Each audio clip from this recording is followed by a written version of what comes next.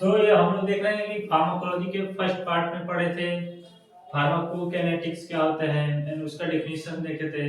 कुछ उसमें हम लोग हिस्ट्री के बारे में भी पढ़े थे कि फार्माकोलॉजी की हिस्ट्री क्या होती है। आज हम लोग पढ़ने जा रहे हैं drug distribution. Distribution of drug यानी औषधि का वितरण कैसे किया जाता है बॉडी में। ये देखें तो औषधि का वितरण एक फार्माकोकाइनेटिक का एक पार्ट है जिसमें हम लोग absorption, distribution, metabolism and excretion पढ़ेंगे। जो कि हम लोग सबसे फर्स्ट पार्ट में पढ़ चुके हैं ड्रग एब्जॉर्प्शन यानी अवशोषण के बारे में हम लोग पढ़ चुके हैं। आज हम लोग पढ़ने जा रहे हैं ड्रग डिस्ट्रीब्यूशन के बारे में। यानी डिस्ट्रीब्यूशन क्या होता है? तो औषधि का अवशोषण होने के पश्चात सार्वजनिक रक्त परिसंचरण में पहुंचने के बाद विभिन्न सेल्स यानी कोशिका, टिश्यू यानी ऊतक या ऑर्गन में जब ड्रग कोई भी औषधि ब्लड स्ट्रीम में पहुंच जाता है, पहुंचने के बाद उस ड्रग का वेरियस यानी बहुत सारे कोशिका, ऊतक और ऑर्गन तक पहुंचना ही उसी को हम प्रोसेस को क्या बोलते हैं? ड्रग डिस्ट्रीब्यूशन यानी औषधियों का वितरण हम लोग बोलते हैं। ठीक, अब देखिए तो औषधियों के वितरण के लिए कुछ फैक्टर जो होते हैं उस पे वो क्या करते हैं? अफेक्ट करते हैं। जैसे कि हम देख सकते हैं औषधियों के अणुओं के आकार यानी जो भी ड्रग है उसका मॉलिक्यूल का वेट कितना है, उसका साइज कितना है, वो किस चीज में लिपिड सोलुबल है कि वाटर सोलुबल है। अगर कोई भी ड्रग लिपिड सोलुबल होगा या वाटर सोलुबल है तो वो उसकी डिस्ट्रीब्यूशन पे अफेक्ट करेगा कि नहीं करेगा। तो इसमें देख सकते हैं जो लिपिड सोलुबल ड्रग है वो भी क्या करता है? अफेक्ट कर सकता है किसको?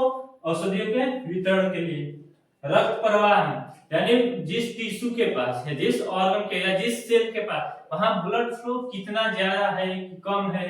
ठीक, तो अगर किसी भी टिश्यू या बोले तो ऑर्गन के पास ब्लड फ्लो ज्यादा रहेगा, अगर ज्यादा रहेगा तो वहां पे डिस्ट्रीब्यूशन ऑफ ड्रग ज्यादा होगा। उसके बाद देखते हैं कि उत्कीय अवरोध जैसे कि कुछ उसमें रेजिस्टेंस होते हैं, जैसे कि हम लोग पढ़ेंगे अभी ब्रेन बैरियर के ब्लड ब्रेन बैरियर। ठीक, उसके बाद प्लेसेंटा बैरियर, बहुत सारे हम लोग को ड्रग को डिस्ट्रीब्यूट करने के लिए हम लोग को रेजिस्टेंस भी आते हैं।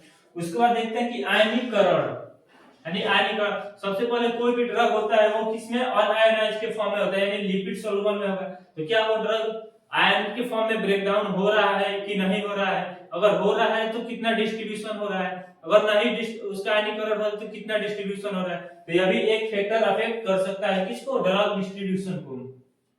उसके बाद देखें तो औषधि का प्लाज्मा प्रोटीन से जुड़ना। सबसे पहले जो भी ड्रग होता है वो जो भी ड्रग होता है वो ब्लड में जाता है तो वो एक प्रोटीन, स्पेसिफिक प्रोटीन से बाइंड करता है। तो जब वो ड्रग और प्रोटीन आपस में बाइंड करते हैं तो एक बॉन्ड का फॉर्मेशन होता है दोनों के बीच। वह बॉन्ड कितना स्ट्रॉन्ग बॉन्ड है कि वीक बॉन्ड है, और कितना जो भी औषधि हो कितना प्लाज्मा प्रोटीन से बाइंड हो रहा है कि नहीं हो रहा है, वो भी एक क्या होता है? फैक्टर अफेक्ट कर सकता है। उसके बाद देखें तो ऊतकों का द्रव निवेशन दर, यह भी एक क्या कर सकता है? औषधियों का वितरण दर को अफेक्ट कर सकता है।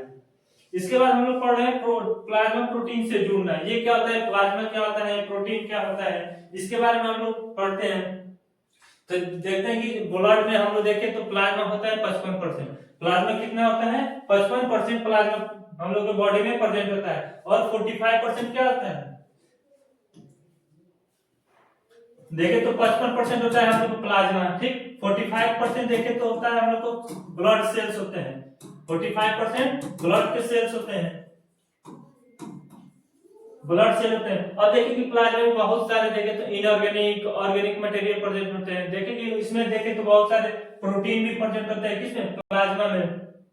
जब भी कोई भी देखे तो औषधि यानी ड्रग जब ब्लड में जाता है तो क्या वो प्लाज्मा से तो बाइंड करेगा ही करेगा, तभी तो एक उसको रूट पता चलेगा कि हमको किस सेल के पास है, किस टिश्यू के पास है, किस ऑर्गन के पास जाना है। ठीक, तो उसमें उसी को हम लोग बोलते हैं प्लाज्मा प्रोटीन से जुड़ना। यानी प्लाज्मा और प्रोटीन जो भी होता है कैसे औषधि जुड़ती है उन सबसे।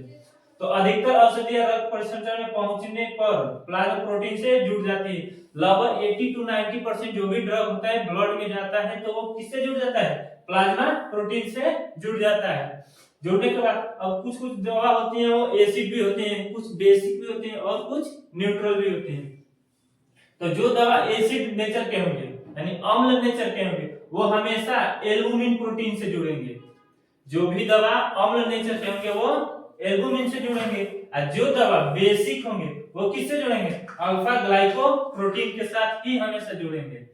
ठीक, प्रोटीन के साथ जुड़ी औषधियां भविष्य के लिए सुरक्षित कोष में और सुरक्षित औषधि और अपना कार्य। देखिए, जब भी कोई भी औषधि ब्लड में जाता है तो बिना प्रोटीन से बाइंड किए वह अपना कार्य नहीं कर सकता है, इसलिए प्लाज्मा प्रोटीन से जुड़ना बहुत ही महत्वपूर्ण होता है, तभी ड्रग क्या करती है, अपना कार्य कर सकती है। उसके बाद देखें तो कुछ होता है ब्लड ब्रेन बैरियर। हम लोग देखते हैं कि बहुत सारी दवा होती हैं कि जो कि ब्रेन पे अफेक्ट नहीं करती हैं, बहुत सारी दवा होती हैं जो कि ब्रेन पे भी अफेक्ट करती हैं। तो जो दवा होती है कि ब्रेन पे अफेक्ट नहीं करती है, क्या उस दवा को रोकने के लिए कुछ ना कुछ रेजिस्टेंस तो होगा। ठीक, तो उस रेजिस्टेंस को हम लोग बोलते हैं ब्लड ब्रेन बैरियर के नाम से जानते हैं। ठीक, तो मस्तिष्क रक्त कोशिकाओं की एंडोथेलियल कोशिकाओं से टाइट, यानी वो एक देखे तो एंडोथेलियल कोशिकाएं से बनी होती है, जो कि उनके बीच में क्या होता है, जंक्शन, टाइट जंक्शन होता है। और इसके अलावा कोशिकाओं के चारों तरफ ग्लियल सेल, और वहां के जो भी सेल होंगे उसके चारों साइड में क्या होंगे, ग्लियल सेल प्रेजेंट होती है। ठीक, अब दोनों के मिलने से ब्लड बैरियर बनता है। देखिए, ग्लियल सेल और एंडोथेलियल सेल जब दोनों के बीच में टाइट जंक्शन होगा, तो उससे जो जिस चीज का फॉर्मेशन होता है उसको हम लोग क्या बोलते हैं, ब्लड ब्रेन बैरियर के नाम से जानते हैं। ठीक, इस ब्लड ब्रेन बैरियर को केवल लिपिड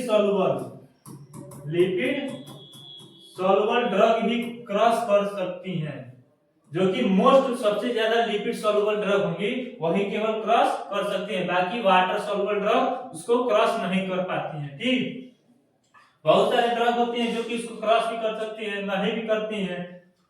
अब इसमें देखते हैं कि एक आता है हम लोग को मेटाबॉलिज्म। मेटाबॉलिज्म क्या होता है, तो सबसे पहले मेटाबॉलिज्म देखते हैं कि कोई भी ड्रग होता है अगर लिपिड सॉल्युबल में है, यानी लिपिड सॉल्युबल में है, अनआयोनाइज्ड फॉर्म में है, तो उसको इनएक्टिव, अगर कोई भी ड्रग एक्टिव फॉर्म में है तो उसको इनएक्टिव में कन्वर्ट करना, दूसरा होता है अनआयोनाइज्ड है, उसको आयन के फॉर्म में ब्रेक डाउन करना। ठीक, कोई लिपिड सॉल्युबल है उसको वाटर सॉल्युबल में कन्वर्ट करना।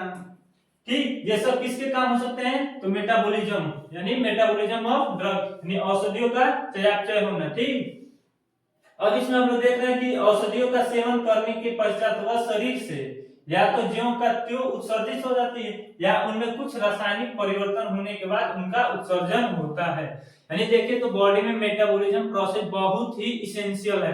अगर बॉडी के अंदर मेटाबॉलिज्म प्रोसेस नहीं होगा तो वो ड्रग क्या हो सकती है, औषधि टॉक्सिक इफेक्ट कर सकती है, जो कि बॉडी के लिए बहुत ही विषाक्त बन सकता है। इसलिए मेटाबॉलिज्म प्रोसेस बहुत ही इंपॉर्टेंट होता है। देखिए, औषधियों का सेवन करने के पश्चात शरीर में होने वाले इन रासायनिक परिवर्तनों को ही बायो ट्रांसफॉर्मेशन करते हैं, और बॉडी के अंदर जो भी ड्रग में चेंजमेंट आता है उसी प्रोसेस को हम लोग क्या बोलते हैं, बायो ट्रांसफॉर्मेशन। चयापचय मुख्य रूप से यकृत में होता है, और सबसे पहले हम लोग जानते हैं कि लीवर एक मेटाबोलाइजिंग ऑर्गन है, वही क्या करता है, सभी ड्रग को मेटाबॉलिज्म कराने के लिए वर्क करता है। इसके अलावा किडनी में भी होता है मेटाबॉलिज्म, लंग्स में भी, एंड स्किन के थ्रू भी मेटाबॉलिज्म होता है औषधियों का। जिन औषधियों का चयापचय ही हो जाए जिसे प्री सिस्टेमेटिक मेटाबॉलिज्म कहते हैं। अब देखते हैं कि प्री सिस्टेमेटिक क्या होता है। तो लीवर एक क्या है, लीवर देखे तो मेटाबॉलाइजिंग ऑर्गन है।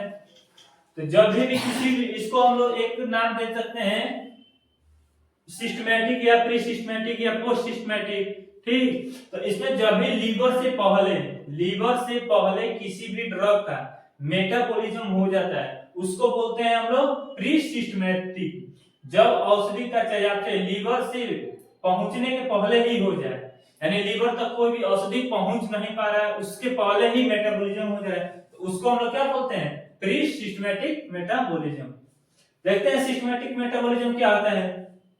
तो जब औषधियों का चयापचय लीवर से पहुंचने के बाद हो, यानी कोई भी ड्रग हो लीवर में पहुंच गया है उसके बाद उसका मेटाबॉलिज्म होगा, तो उस प्रोसेस को हम लोग बोलते हैं सिस्टमैटिक मेटाबॉलिज्म। ठीक। अब शरीर में चयापचय की क्रिया मुख्य दो रूप से क्या होता है इसमें मेनली दो रिएक्शन आते हैं। एक रिएक्शन को बोलते हैं फेज 1 रिएक्शन, एक रिएक्शन को बोलते हैं फेज 2 रिएक्शन। फेज 1 रिएक्शन का दूसरा नाम होता है फंक्शनलाइजेशन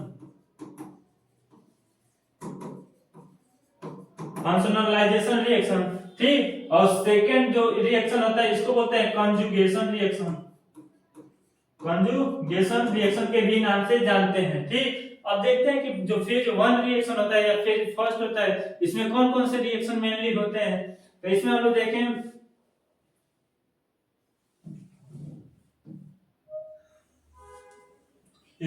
तो फेज 1 में रिएक्शन में कौन कौन से होते हैं, ऑक्सीडेशन हो सकता है, रिडक्शन हो सकता है, हाइड्रोलिसिस आता है, पॉलीमराइजेशन आता है, साइक्लाइजेशन आता है, ठीक। और उसके बाद देखें तो द्वितीय अवस्था यानी सेकंड फेज में कौन कौन सा होता है, तो glucuronide conjugation, acetylation, methylation, sulphate conjugation, sulphate, उसके बाद देखें तो फास्फेट कंजुगेशन, ग्लूटाथायोन कंजुगेशन आता है, ठीक। तो ये हम लोग का रहा कुछ मेटाबॉलिज्म के पार्ट्स रहे, ठीक। अब इसके आगे अगले पार्ट में हम लोग स्टडी करते हैं एक्सक्रीशन के बारे में, यानी ड्रग एक्सक्रीशन क्या होता है इसके बारे में अगले लेक्चर में हम लोग पढ़ेंगे।